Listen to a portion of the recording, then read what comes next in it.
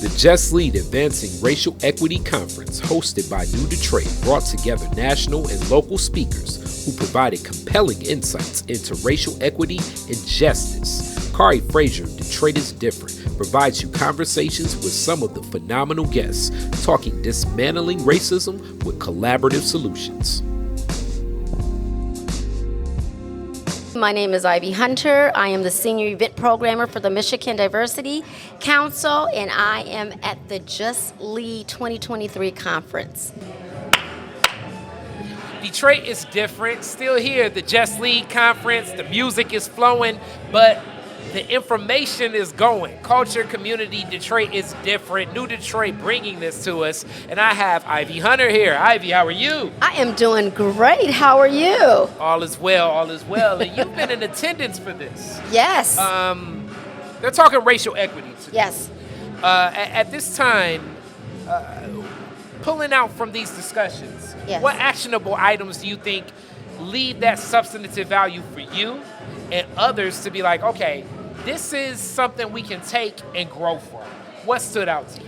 Absolutely, absolutely. So the session that I just left had some amazing brothers on the panel, and they offered us sustainable solutions on how do we help each other? What do we do? And their answers that, really resonated with me is completely organizing as a people, really organizing, understand the importance of strategy.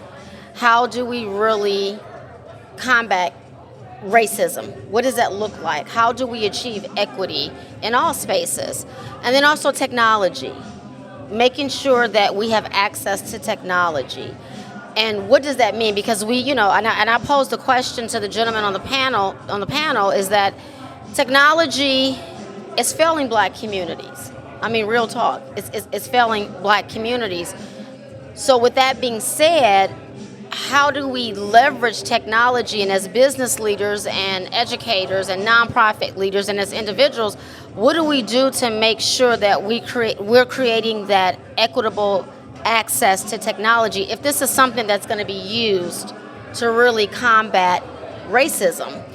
And another thing they said that stood out for me was this whole module of abolitionist. It's called an abolitionist model, which really depends on understanding the importance of collaboration with allies. How allies are very important in this space. We cannot achieve racial equity without understanding the importance of allyship cross-culturally, not just with white people, cross-culturally, other ethnicities, other groups, other intersections. So that's what's really stood out for me, because I always want to know, what are the solutions? We know the problems, but what are sustainable solutions to achieve this? So with that, you touched on technology. Yes. And the digital divide that we know that exists. Absolutely. What does a solution in that space look like to you? What do you think right now from what you've seen in your work? What would that look like? Holding folks accountable. Holding organizations accountable for their lack of diversity, their lack of equity, their lack of inclusion. Creating programming and internships that literally specifically bring those people of color into their organizations. Because we can talk about technology all day, but if we're not behind the scenes, meaning people of color, to really impact that industry, it's just going to be another bias. It's going to just be another form to just permeate white supremacy.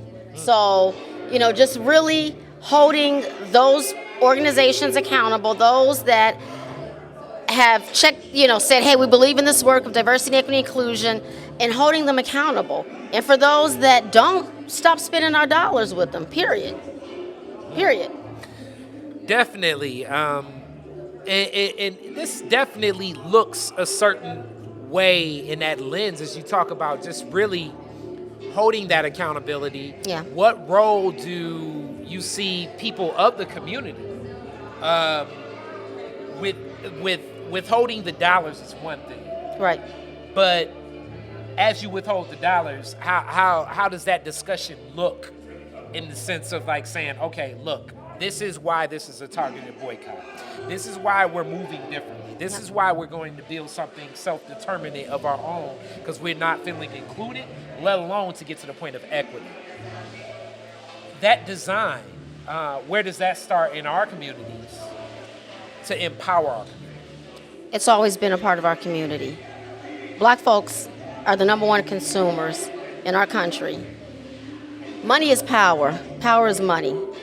So with that being said, as communities of color, we have to organize and band together and be intentional about, as I said previously, holding different entities accountable for their lack of. And here's another caveat. Regardless if they want to be held accountable or not, the data is out. By 2040, I take that back, 2030, our country, our nation is going to be the most diverse it's ever been in the history of this country.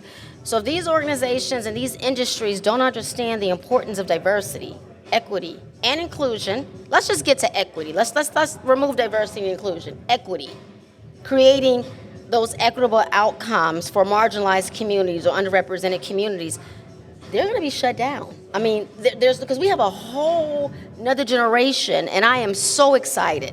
You know, one of the panelists talked about, he's normally pessimistic, but I am, I'm very optimistic about this generation that's coming down the pipeline.